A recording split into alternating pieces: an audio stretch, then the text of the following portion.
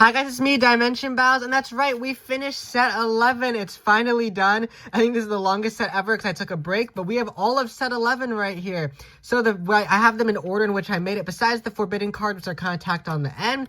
But first up, we have Hyper Knight XC, a stage 3 rare, and it's a good card for all the metal type support. Then we have Hyper Robot Hero and Hyper Robot Villain, which was the very first mirror card. The ones that can be played this way, and Hyper Robot Hero has more defense than power, and then Hyper Robot Villain has more power than defense. And you can either make your opponent lose 1 health or you gain 1 health, which is an interesting concept. Then we have Left Arm Absorber, a stage 1 common 100 power, 200 defense. You can target a creature and make it defense 0, and it gains that defense. Or Right Arm, this is Left Arm Absorber, or Right Arm Absorber, which does the exact opposite. It transfers the power to this creature instead of the defense. So yeah, they kind of go together, Left and Right Arm Absorber. Then we have Dragon Wielding Warrior. This card was a funny one to make because it was originally just going to be a dragon, but then I put it on the end of this warrior, so it looks funny. But anyways, Dragon Wielding Warrior has 200 power and 200 defense, and he gains 100 power when it attacks a light type until the end of the turn. So it's interesting because it's an earth type that's specifically designed to take down light types. Helix Robot. Helix Robot could have been a forbidden card when I think about it, but I didn't have forbidden cards yet in my game, so Helix Robot's just the normal card. Wow, you know, my iPhone updated and now I can pause the video. It makes things so much easier for me, so sorry for the jump cut. But anyways, Helix Robot. Then we have Cupid, the card that I made for Valentine's Day, which is another nice Valentine's Day card. Then we have another mirror card, Evil Rock. On one side, it's Evil Rock, and on the other side, it's Scared Rock. Then we have Confused Goblin. This card has no effect, and I like making basic cards like this once in a while. Cube of Ice and a Friend Best Friend. This is still one of the funniest names I ever made for a card. But yeah, when summoned, you draw a card. I think I might have drawn this live. Electric Cyber Virus. It deals 100 damage to the creature that destroys it. And then now we're on to the Chess Piece archetype. They're all ones that have specific lanes they can only attack in. So Chess Piece Rook can only attack in front of it. Chess Piece Bishop can only attack creatures diagonally. Chess Piece Pawn, you can attack anywhere. There's 2 pawns. Chess Piece Black Pawn and White Pawn, the mirror card. What do they do? When destroyed, add a chess piece card from your deck to your hand. When destroyed, a card from your deck to your hand. Okay, they both have the same ability. Oh, but you can just pick between power and defense. Chess Piece Queen, the queen for the game. You can discard chess piece card from your hand, and it can attack twice. So you sacrifice a piece for the queen. Chess Piece King, just like a king, is relatively weak stats, but when destroyed, you can pay a token to add a chess piece card from your deck to your hand. And then we have Chess Piece Knight. He can attack directly, I guess, because my idea was that knights can jump over pieces, so that's why it can attack directly. Then we have Chessboard to add chess cards, and I think that's the last one. Oh no, there's still one more chess card. Peace Promotion. Discard a creature with pawn in its card name to summon Chess Piece King or Chess Piece Queen, because when the pawns get to the end of the board, you can get a king, or you get a queen. I don't know why it summons the king too. I guess just in case you want to summon the king. Then we have my old homemade trading cards I redrew. So we have Laser A, this blue robot that I redrew.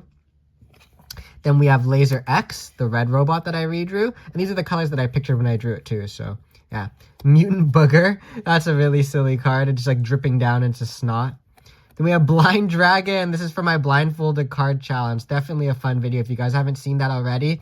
I drew Dimension Battles cards blindfolded, and I drew Blind Dragon without being able to see it all. And it's funny because I almost got it right. Like even though the text box is completely off, it still looks like a Dimension Battles card you can use. So, you know, Blind Dragon, not too bad.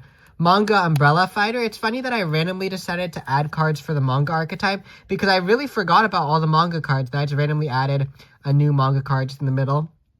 And then we have all the cards that once I came back after my 6-month break, I think. Yeah, I think it was 6 months, which is crazy that I took that long of a break to make these cards. But yeah, we have Hourglass, a stage 1 rare, and your health becomes the same as it was as the start of your turn. So basically going back in time. And that's Hourglass at Time. So then we have the card that I never showed. The one that's the name is my real life name, so we had to hide the entire thing. So this is actually considered a set 1 card, but it came back in set 11, which I guess is cool because set 11, it could almost be called like chapter 2 season 1 if we're thinking like Fortnite, because set 11 is like the new one after it reset after 10. But yeah, but set 11 had the card with my name, so that's pretty cool. Then I started making mirror cards again, Abyss Serpent and Water Serpent. Abyss Serpent has 300 power and 200 defense, and when summoned, you can discard a card from your opponent's hand. But Water Serpent has the same amount of stats, but slightly weaker, but you can draw a card when it's summoned, so it's trade-off. You want to do more an aggressive play or more of a defensive one. Mutated Beetle, the card with no effect, but a pretty basic cool one.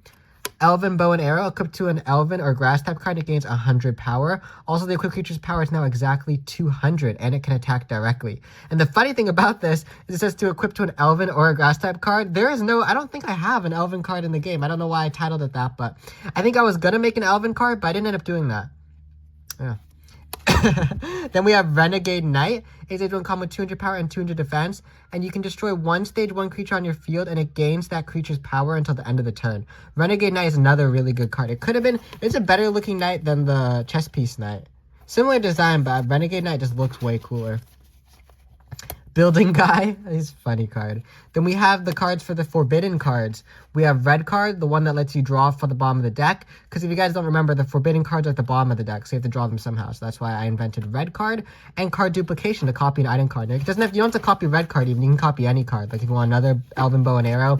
But it has to be an item card in your discard pile. And I made that ability because I thought it would be too overpowered if you have an item card equipped, and then you can just immediately copy it. Like say a creature's equipped with Elven Bow and Arrow, then you play card duplicate. You can have 2 equipped ones. That might be a little bit too overpowered. We have Decoy, the first Forbidden card, the one that's like a decoy and everything attacks it. We have Wasteland Survivor. He doesn't have a stage. Oh, that's right. His stage is equal to the current game stage. So yeah. So as the game progresses, whatever his stage is will be the same as the current stage. And I really like the crack goggle look. It looks nice. Forbidden Sorcerer, a stage 3 ultra rare, and he's the one where I showed my manga that I made for it. That's why it's a manga card, but it's not in the manga archetype. Even though it looks like a manga card, it's not. Which is funny, because it could have been in the manga archetype like this guy. Manga Umbrella Fighter. But instead, I made him his own standalone card for the Forbidden cards. Then we have, oh, and here's the one I ripped in half. That was really fun when I ripped the card in half. Then we have Prediction, the stage 1 rare item card that lets you look at your opponent's hand and the top 3 cards of their deck and then rearrange it in any order you wish. So this can really mess up your opponent's plans. Then we have Mutated Warrior, the combination of a whole bunch of creatures, some of my favorites. I think this is the wing from the dragon, and then the other. There's just a whole bunch of like cool beasts created. It was inspired kind of by Kevin Levin from Ben 10. But yeah, but when he's destroyed, you can draw the bottommost card of your deck, which is more support for the Forbidden cards. Then we have Defiant Penguin that allows you to summon it to your opponent's field using their tokens, so you can interrupt their strategy. Time Golem, the Forbidden card that I drew after being gone for a while. Basically, he can rewind time so your health is what it used to be, and it helps you draw Forbidden cards. Then we have Icy. I just did a speed art for Icy, one of the Forbidden cards you guys haven't seen yet. Then we have Ancient Mirror, another Forbidden item card that lets you summon it as a creature. And we're back. That's annoying. My alarm went off and it interrupted my video. But we're continuing. We have the second to last card, which is Corrupted Soldier. The mirror card for the Mirror Forbidden card, where on one side it's a soldier, but when it's destroyed, you summon it as an item card that makes you lose when your health becomes -5. So this card definitely disrupts the game. Then we have Mainstream Dragon, one of my favorite cards on this set, a stage 4 ultra rare. And when he's destroyed by battle, you summon it back to your field during your next turn, but he's a stage 0 with 200 power and 100 defense. So just when you think he's gone, he can come back, which I think is a fun way to make stage 4s a little bit more usable. So comment down below which card was your favorite. Let me set them all up. I don't know which one was my favorite. I thought Hyper Knight XC would be my favorite card out of the entire set because it looks the coolest. But yeah, there were a lot of good cards in this set. I don't know which one was my favorite. It might be Mainstream Dragon. Mainstream Dragon's definitely a cool looking one. But anyways, let me move the camera back so you can see it a little bit better. Here is all of set 11. I still don't know which one my favorite is, huh? Let's see. Let me just set out all the cards. Maybe Time Golem. Time Golem's a really good looking one. The stage 1 one or the set 1 card that I didn't know about. Some of the chess piece cards look pretty cool. Like Chess Piece Golem. It's definitely one of the better ones. Let's see. I think I like Chess Piece Golem, Hyper Knight XC, and Mainstream Dragon are definitely some of the better looking ones. Oh, where's the Penguin? Defiant Penguin's a classic. I love Defiant Penguin. But yeah, these are all of set 11. Maybe the thumbnail. How would the thumbnail look? Maybe like this, with some of the cards displayed like this. That makes a good thumbnail. Anyways, once again, I'm going to make a pinned comment where you guys can comment down below which card was your favorite from the set. And if you enjoyed this video and are looking forward to set 12, which I've already started to work on, make sure to leave a like and subscribe. Bye, guys.